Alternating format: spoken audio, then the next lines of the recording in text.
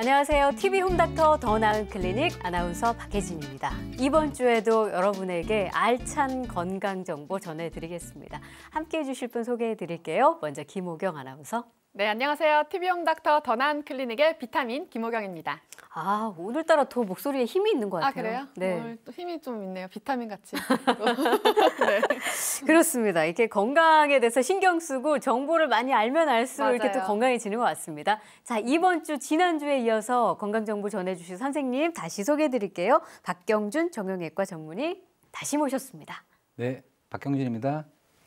네. 뭐 겨울철이 되면은 아무래도 다른 계절보다 활동력이 확 줄어듭니다. 그러다 보면 신체 능력이나 면역력 같은 게 이렇게 자연스럽게 조금 줄어들게 되어 있는데 그러다 보면 감기도 자주 걸리죠. 그렇죠. 감기 말고도 뭐 크고 작은 어떤 질환들에 자주 노출되기가 쉽습니다. 그래서 이럴 때는 각자 자기만이 가지고 있는 겨울철을 건강하게 나는 비법 같은 게 있으면 되게 좋잖아요. 어떠신가요? 있어요? 저는 건강하게는 잘 모르겠는데 일단 겨울철에 가장 많이 하는 말이죠. 이불 밖은 위험하다. 그래서 저는 집콕으로. 네, 그렇죠. 집콕으로 이 따뜻한 전기장판 안에서 겨울을 보내곤 합니다. 방송 안 하실 거예요? 네, 출퇴근하고. 뭐 사실 집에 있으면 좋죠. 집에서 이렇게 이불 덮고 귤도 까먹고 하면 제일 정말 환상적인 어떤 그림이 될 텐데 그래도 활동을 하시니까 모두들. 선생님은 어떠신 편이세요? 어떤 방법이 저는 있으세요? 추우니까 그냥 실내 자전거 좀 하고 있습니다. 실내 자전거로? 예. 아, 저는 사실 이제 말을 이렇게 많이 하는 직업을 갖고 있다 보니까 감기 걸리는 걸 제일 두려워하는 편인데 그러다 보니 생강차나 레몬차를 좀 겨울에는 먹는 편이고요. 겨울에 추워서 이렇게 움츠리잖아요. 그럼 이게 이런 데가 경직된단 말이에요. 그래서 스트레칭을 다른 때보다 조금 더 신경 써서 하는 그런 편입니다. 아마 우리 프로그램 시청자 여러분들도 각자 이제 겨울철 되면 좀 약한 부위들이 있기 때문에 조금 더 신경 쓰는 그런 건강법들이 있을 텐데 잘 지켜서 또 건강하게 겨울 나셨으면 좋겠습니다. 자, TV 홈닥터 더 나은 클리닉 본격적으로 시작하겠습니다.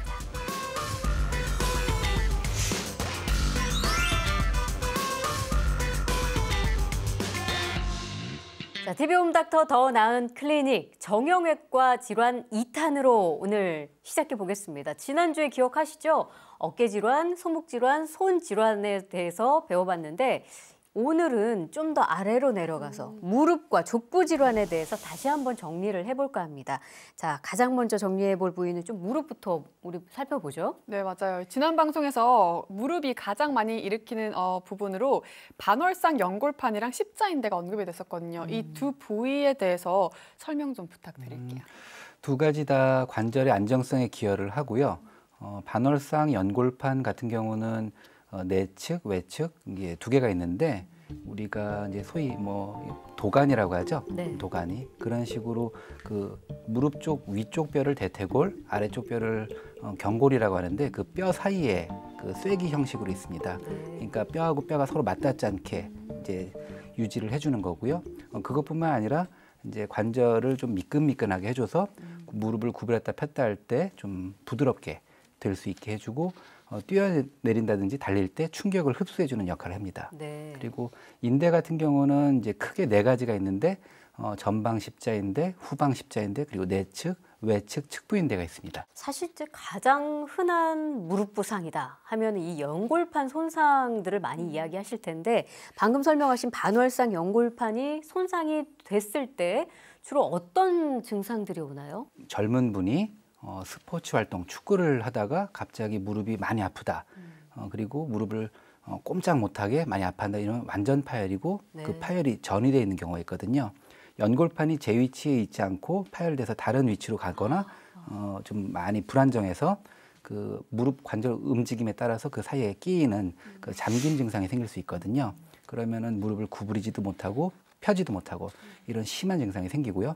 물론 급성 그 파열이기 때문에 출혈도 있으니까 무릎도 많이 붓고 외상성 파열은 이렇고요. 퇴행성 파열 같은 경우도 많거든요. 한 50대 이후부터는 퇴행성으로 많이 보는데 이런 경우에는 좀 뭔가 베이그한 페인이라고 해서 뭔가 좀 아픈 거죠. 어디가 아픈지도 특정을 못 짓고 그냥 뭔가 아파, 뭔가 불편해 이런 뭔가 식으로. 무릎 부위가 예, 아파. 예. 가장 처음 나타나는 증상은 앉았다 일어날 때 아픈 거, 그다음에 예전에는 쪼그리 앉기가 뭐 별 무리가 없었는데 이제 그게 아마 너무 아프다. 이런 식으로 해서 좀 잔잔한 통증이 만성적으로 오는 걸 말합니다. 무릎을 구부릴 때 앉아서 구부리는 자세 있잖아요. 예. 우리가 흔히 아는 양반다리 뭐 예. 이런 거 할 때 좀 어렵다. 그런 것도 연골판의 맞습니다. 문제로 생길 수 있는 건가요? 예, 예. 그렇군요. 예. 그리고 또 가장 흔하게 나타나는 증상이 그 저희가 무릎에서 딱딱 소리가 나는 경우가 많잖아요. 앉았다 특히 일어날 때. 예, 예. 이거는 왜 나는 소리일까요? 통증이 있으면서 아픈 경우가 있고 통증은 없는데 그냥 딱딱 소리만 나는 경우가 있거든요. 통증이 없다면은 그 슬개골이라는 뼈가 살짝 그 정렬이 맞지 않아서 그 구부렸다 폈다 할 때 좀 그 탁탁 말 그대로 플라스틱 부딪히듯이 그런 느낌이 있을 수 있고 그 옆에 장경대라는 힘줄이 있거든요. 대퇴부 외측으로 그 힘줄이 좀 무리하신 분들은 좀 일시적으로 부을 수 있거든요. 그런 경우에 뼈하고 이제 튕기면서 날 수가 있습니다. 네. 병적인 걸로는 관절내 유리체라고 해서 뭔가 보통은 예전에 다쳤던 적이 제일 많고 연골 쪼가리 같은 게 있는데 그게 좀 있으면서 돌아다니면서 그 사이에 끼면은 딱딱 소리 나고 아프다 이렇게 말할 수 있고 이건 좀 심각해요. 이거는 있으면은 빨리 좀 제거를 해줘야 되고요. 네. 그리고 추벽이라고 해서 병명으로는 추벽 증후군이라고 하죠. 그 원래는 이제 성인이 되면서 없어져야 되는 구조물인데 그게 이제 남아 있는 거예요. 약간의 그 얇은 막처럼. 그래서 그 막이 자꾸 걸리는 겁니다. 그런 경우에는 또 수술적 치료가 필요한 경우도 있고요. 네, 이건 조금 정밀 조사를 해봐야 확실히 알 수가 있겠는데요. 예, 예, 근데 그렇습니다. 그러니까 소리가 난다고 해서 이게 꼭 심각한 상황은 아닐 수도 있지만 말씀하신 대로 아주 작은 조각들이 돌아다녀서 부딪히면서 날 수도 있기 때문에 반드시 좀 확인을 해볼 필요가 있겠습니다. 근데 이게 겨울철 되면요, 특히 많은 분들이 날씨가 추워지면 무릎이 더 아프다 이런 말씀들을 하세요. 그 내려갈 때, 앉을 때 다 통증이 더 심해진다. 그래서 혹시 날씨하고 무릎 질환하고 어떤 아주 긴밀한 연관성이 있을까요? 아무래도 추우면 혈액순환이 좀 덜 되거든요. 그러면은 통증도 좀 더 좀 예민하게 느끼고 뭐 다치거나 아플 때 우리 모든 치유는 혈액순환을 통해서 되는 건데 그러한 전달도 좀 덜해지고 요거는 제 생각이긴 한데 그 환자분 중에 허리가 너무 아프다 네. 이런 분들이 방콕에 가서 해외 따뜻한 나라에 가서 한 달 정도 살다 오시면 허리가 싹 났다는 분들도 그래요? 있어요. 예. 그래서 따뜻한 그 어떤 온도가 통증 완화에 도움이 되는 건 맞습니다. 집에서 하는 방콕도 도움이 됩니까? 집에서 겨울에 따뜻하게 이불 하고 좀 왜 맞아요. 어른들 허리 지진다 이런 표현을 많이 쓰시는데 혹시 도움이 될까요? 예, 좀? 예, 실제로 온열 치료가 있으니까요. 그런 치료가. 예. 네. 그냥 한번 여쭤봤는데도 이렇게 바로 효과가 있다 하니. 자, 저희가 지난번에 이렇게 이 무릎 질환에 대해서 이야기를 나눌 때 제가 기억하는 것 중에 하나는 하지 관절들 중에서 특히 무릎 관리가 더 아주 중요하다. 이 말씀을 강조해 주셨던 것 같아요. 그럼 왜 그런지 한 번 더 말씀해 주실 수 있을까요? 관절염은 어느 부분이나 올 수 있습니다. 손마디에도 올 수 있고 뭐 심지어 목이나 허리에도 올 수 있는데 이 무릎에 관절염이 생기게 되면 생활에 상당한 제약이 있습니다. 걸을 때도 힘들고 뭐 그 계단 같은 것도 잘 못 다니고 그렇기 때문에 무릎 관절이 어떻게 보면 가장 좀 중요한 관절염이 생기는 부위라 할 수 있겠죠. 네. 네, 그래서 이 무릎 관절이 중요한 만큼 저번에도 이 무릎 관리법을 특히 강조를 해주셨는데 다시 한번 이 무릎 건강을 지키는 관리법 설명해 주세요. 그 체중이 많이 나가는 건 좋지가 않아요. 적절한 체중을 유지해 주는 게 좋은데 그러기 위해서는 뭐 평상시에 좀 운동을 해서 좀 근육을 좀 키워주고 지방은 좀 줄이고 그리고 식단 조절도 해주는 게 좋겠고요. 우리 이제 동양 사람들 같은 경우는 좌식 생활을 많이 하잖아요. 네. 그게 무릎에는 굉장히 안 좋습니다. 걸을 때, 뛸 때 하중보다 오히려 쪼그려 앉아 있을 때 하중이 무릎에 더 많이 가요. 그렇기 때문에 쪼그려 앉는 자세를 되도록 안 하는 게 좋고, 그리고 근력을 강화해야 되는데, 요게 조금 환자분들이 좀 오해를 하는 게 아프고 나서부터 이제 운동을 시작하려고 하는 분들이 있거든요. 네. 그때는 조금 쉬어야 됩니다. 아플 때는 뭔가 뭐 관절염이 있든 뭐 연골판이 안 좋든 인대가 안 좋든 그럴 때는 휴식이 답이고요. 그 운동 같은 경우는 평상시에 우리 두 분처럼 지금 아무 문제 없을 때 그럴 때 해놓는 게 이제 예방적 효과가 되는 거죠. 관절에 무리를 주는 운동이랄까요? 그런 게 있습니까? 혹시 이제 왜냐면 그 뭐 헬스장에서 운동들을 많이 하시는데 퇴행성으로 생기는 무릎 통증이나 질환 말고 젊은 분들도 무릎 통증 호소하잖아요. 근데 뭐 어떤 운동을 좀 심하게 해서 그런 원인이 될 수 있다. 이건 좀 조심해야 된다. 이런 게 있을까요? 개인적으로는 무릎 그 리프팅, 다리 그 무거운 걸로 다리 밀어서 이렇게 들어올리는 거 있지 않습니까? 네. 그런 식의 운동은 무릎 관절에 다 좋지는 않습니다. 그러니까 무릎에 굉장한 그 중력을 받으면서 네. 밀어 올리는 그런 예. 운동을 말씀하시는 거죠. 그렇죠. 하지만 이제 실내 자전거랄지 뭐 가볍게 조깅하는 거 그리고 걷는 거 좋냐고 많이 물어보시는데 네. 따뜻한 뭐 햇빛 그다음에 햇빛을 받으면서 평지를 걷는 건 좋고요. 근데 그냥 슬렁슬렁 걷는 거 우리 소화시키듯이 네. 그건 운동이 안 됩니다. 그건 말 그대로 그냥 걷는 거고 이제 운동적으로 걸으려면 경보 수준으로 걸어야 됩니다. 살짝 땀나게 걸으면서 앞에 사람이 보이면 내가 이 사람을 다 따라잡겠다 그런 느낌으로 걸어서 그런 식으로 해야 이제 근력이 좀 도움이 되는 거지. 네, 그냥 네. 살살 걷는 건 그냥 말 그대로 활동이고요, 그냥. 활동이요. 반성하게 되네요. 호흡하면서 살살 걸었는데 약간 땀날 정도로 경보로 하는 게 도움이 되신다. 그리고 이제 아까 선생님 그 말씀 해주셨잖아요. 무릎에 제일 안 좋은 게 좌식 생활이다. 이거는 뭐 이제 TV홈닥터 그 보신 분들은 아마 귀에 못이 박힐 정도로 아실 겁니다. 그런데 알지만 어쩔 수 없이 바닥에서 어떤 뭐 직업적으로 어떤 일을 하셔야 하거나 하시는 분들에게 그래도 만약에 이제 피할 수 없다면 어떤 동작을 취하면 조금 도움이 될 겁니다 하실 수 있는 그런 말씀이 있으실까요? 그 환자분이 어떤 직업을 갖고 있냐에 따라서 좀 권하는 편인데요. 예를 들어서 카센터에서 뭐 차량 수리를 하신다 이런 네. 경우에는 작은 낚시 의자나 아니면 깔고 앉을 만한 어떤 그런 장비를 갖고 무릎을 편 상태에서 일하고 그리고 중간중간 자꾸 일어나서 무릎이 좀 펴지게 네. 하는 걸 권해드리고요. 미장일이나 뭐 건축일 이런 거 하시는 분들은 계속 기어다니는 경우도 있거든요. 네네. 무릎으로. 그렇죠. 그럴 때는 어쩔 수 없이 그건 안 할 수가 없기 때문에 네. 무릎에 이제 아대나 보호대 아니면 좀 쿠션 같은 거를 좀 껴가지고 푹신푹신하게 하라고 권하는 편입니다. 네. 자, 그리고 또 무릎 질환 관련해 가지고 인공관절 이야기를 안 할 수가 없어요. 요즘에는 이 인공관절 치료를 상당히 많이 하십니다. 뭐 네. 퇴행성으로 인해서 우리 어르신들이 주로 인공관절 그 치료를 받는데 정확히 이 인공관절이 뭔지 한번 정리해 주실까요? 무릎 관절의 퇴행성 변화가 아니면 뭐 다른 외상성 요인이든 네. 어떤 관절염이 발생했을 경우에 연골판 아까 말씀드린 연골판도 다 기능을 소실하고 인대도 기능을 소실하고 하면은 걸을 때 뼈하고 뼈가 맞닿기 때문에 심한 통증이 있거든요. 관절 연골은 초기에는 통증이 없습니다. 신경세포가 없기 때문에 다 닳아서 뼈가 노출되고 연골하고 골까지 노출이 돼야지 거기에 신경세포가 있거든요. 그때부터 아프기 시작을 하고요. 그러면은 이제 보행이 안 되니까 그것을 대체할 만한 다른 어떤 인공 소재를 집어넣어서 관절 역할을 대체하는 거죠. 네. 그럼 어떤 경우에 인공관절 수술이 필요한 건가요?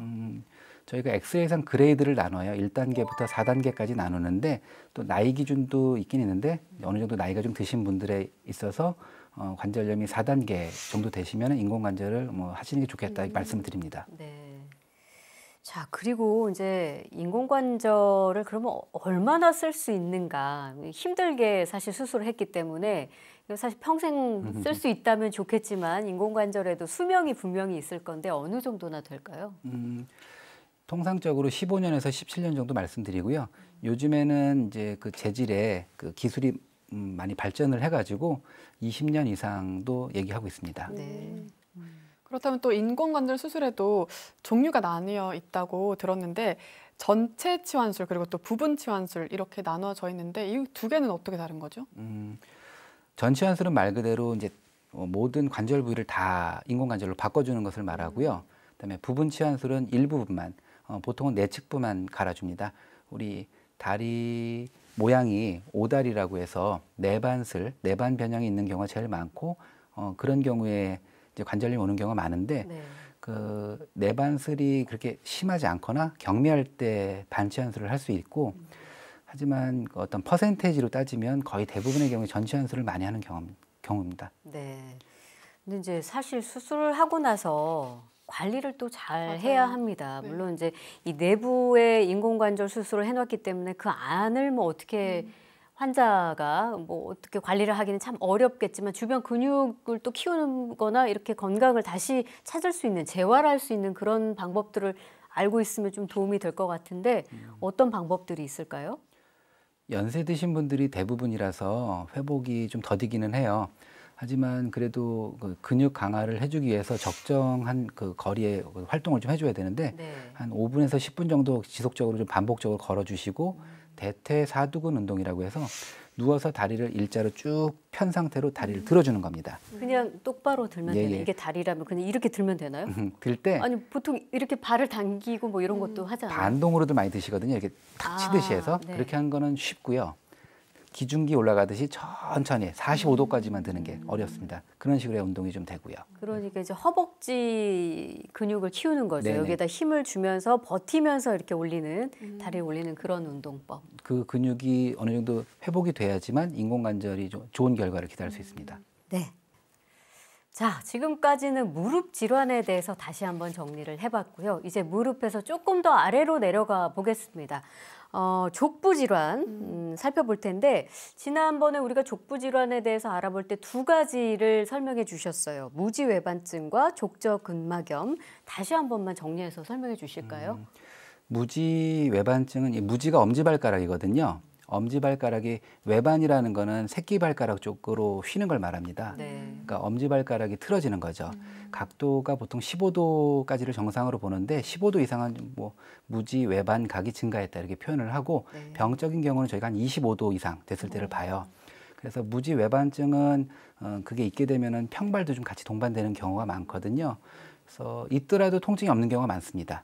실제로 우리 집에 가셔서 할머니들 네. 한번 보시면 발 살펴보시면 상당히 많은 어머니들이 그 발가락이 휘어 있어요. 근데 어머니들이 주로 그러신가요? 남성보다 약간의 여성이? 유전적 요인이 있습니다. 그래서 네. 그 무지외반증은 있다고 해서 꼭 치료가 필요하거나 그런 건 아니고 그 너무 심하게 되면은 아무래도 이 신발 같은 걸 신을 때 그 튀어나온 부분이 신발에 눌리거든요. 그러면서 거기 통증이 있으면 그때는 이제 수술을 생각할 수도 있습니다. 그리고 족저근막염 같은 경우도 굉장히 흔한 병인데 원인은 많이 걸어서거든요. 대부분 한 80%, 85%에서 6개월 내로 낫게 돼 있습니다. 네. 그 활동을 줄이면. 즉 원인이 많이 걸어서인데 환자분들이 그 원인을 두고 약이나 치료로만 자꾸 낫게 하려고 오시면은 그게 안 낫는 거죠. 그래서 가장 중요한 건 휴식이고요. 족저근막이라는 건 이제 발바닥에 있는 막이거든요. 우리 발바닥은 이 평발이라면 이렇게 돼 있겠지만 대부분 이렇게 아치가 있습니다. 네. 아치가 있고 이 발이 하중이 갔을 때 이게 펴지면 안 되잖아요. 그래서 아치 바닥으로 이렇게 지탱해 주는 게 족저근막이거든요. 네. 이 족저근막 이렇게 돼 있는데 네. 이 족저근막이 스트레칭이 되는 거예요. 자꾸 당겨지는 거죠. 그러면 부착부에서 거기가 잡아 당겨지면서 통증이 오는 거고요. 제가 이 족부 질환 편을 더 유심히 봤던 이유가 여성분들이 조금 더 잘 발생한다고 들었거든요. 네. 실제로도 그런가요? 여자분들이 신발을 예쁜 신발이 아무래도 볼이 좀 작은 신발이잖아요. 힐을 또 많이 예, 신고. 맞아요. 그러면 발을 모아주는 건데 생각해 보시면 엄지발가락 우리 지금 아나운서님도 그쵸. 엄지발가락을 저 새끼발가락처럼 밀어주는 신발 양 찔리네요. 형태고요. 예. 네. 그리고 아무래도 저 하이힐을 신게 되면은 하중이 이 바닥 쪽으로 많이 가거든요. 네. 그래서 여자분들이 좀 더 발병률이 많습니다. 자, 족저근막염에 대해서 이야기할 때 말씀하신 대로 환자마다 이 통증이 발생하는 부위가 조금씩 다르다 이런 말씀하셨거든요. 이게 족저근막염으로 나타날 수 있는 어떤 증상들은 어떤 게 있을까요? 전형적인 증상은 아침에 일어나서 뭐 침대든 뭐 이불이든 일어나서 처음에 걸을 때가 아프다 이거거든요. 그리고 한 5분, 10분 정도 걸으면 좀 나아지고 이게 일반적인 초기 증상이고요. 네. 그때는 염증 반응만 있는 거예요. 이제 우리 기계 같은 거 안 쓰다가 오랜만에 돌리면 뻑뻑한 느낌 그런 식으로. 그런데 이제 좀 더 진행을 하게 되면은 실제로 족저근막이 두꺼워지거든요. 그리고 염증 반응도 생각보다 꽤 심해지고 그럴 때는 이제 무리하고 이제 오후에도 아프기 시작합니다. 아, 그래요? 그래서 시기에 따라서 처음에는 초기에는 아침에는 아프고 좀 더 진행하면 뭐 오후에도 많이 아프고 이런 식으로 좀 발전을 하고 그리고 부위도 처음에는 발 뒤꿈치 쪽만 아프다가 점점 발바닥 전체가 아프다 이런 식으로 바뀔 수는 있습니다. 네. 자, 그리고 저희가 이제 족부 질환을 이야기할 때 지난번에 또 기억에 남는 게 족부 질환에 뭐 여러 가지 발생시키는 원인이 있겠지만 평발에 주목해라. 그때 그 얘기 하셨거든요. 예. 예. 평발은 사실은 뭐 환자분들이 선택해서 생긴 게 아니기 때문에 그렇죠. 이제 평발로 좀 태어난 분들도 있고 그다음에 나이 드시면서 근육이 약해지면 발바닥 아치를 잡아주는 근육이 약해지면 늘어나거든요. 발바닥 아치가. 그래서 이제 편평족이 나중에 생길 수도 있습니다. 네. 그래서 평발 자체를 저는 뭐 병으로 보지는 않고요. 하지만 아플 수 있는 소인을 갖고 있다. 이렇게 생각을 합니다. 또 제가 들었던 것 중에서 후경골건이라는 것도 있더라고요. 이거는 어떤 역할을 하는 건가요? 방금 말씀드린 어떤 그 발바닥의 아치를 잡아주는 힘줄인데요. 네. 발 뒤꿈치 쪽에서 발바닥 쪽으로 가서 붙어주는 힘줄입니다. 그 힘줄이 약해지게 되면은 발바닥 아치를 탱탱하게 잡아주는 예를 들면 뭐 배에서 돛담배 이런 것을 탱탱하게 잡아주잖아요. 네. 그래야지 힘을 받잖아요. 그 바람을 받을 때 그런 식으로 발바닥의 아치를 잡아주지 못하기 때문에 아까 말씀드린 대로 연세 드시면서 근육이 약해지면서 평발이 온다는 게 그 얘기입니다. 근데 이제 평발이라는 거는 글쎄요, 평발 자체를 또 교정이라고 할까요? 그런 수술적인 방법도 있다는 거를 그때 설명해 주셨지만 그 전에 조금 보존적인 치료로 예를 들면 의료용 깔창 같은 걸 이용해서 족부 질환을 좀 예방하는 그런 방법도 있을 수 있죠. 깔창으로 해주는 거는 이제 인위적으로 발의 아치를 만들어 주는 거고요. 네. 이제 여쭤보시는 거는 환자분들은 항상 요걸 하면 치료가 되냐? 안경 쓰는 것과 똑같습니다. 안경을 쓴다고 해서 눈이 좋아지지는 않지만 불편함을 피할 수 있죠. 그래서 깔창을 통해서 통증이 좀 완화될 수는 있는데 그것으로 이제 교정이 되는 건 아니고요. 깔창이 안 맞는 분들이 있습니다. 현실적으로 직접 해보면은 깔창을 끼게 되면 약간 우리 키높이 깔창 있잖아요. 네네. 그런 식으로 바닥의 일부분만 해주는 건데 신발 사이즈가 안 맞아요, 대부분 다. 그래서 좀 불편해하시는 분들도 꽤 있습니다. 네. 자, TV 홈닥터 더 나은 클리닉 정형외과 질환 총정리 2탄까지 해봤습니다. 오늘 무릎 질환 그리고 족부 질환에 대해서 정리해봤는데요. 오늘 이야기 나눈 거 다시 한번 화면으로 정리를 해보겠습니다.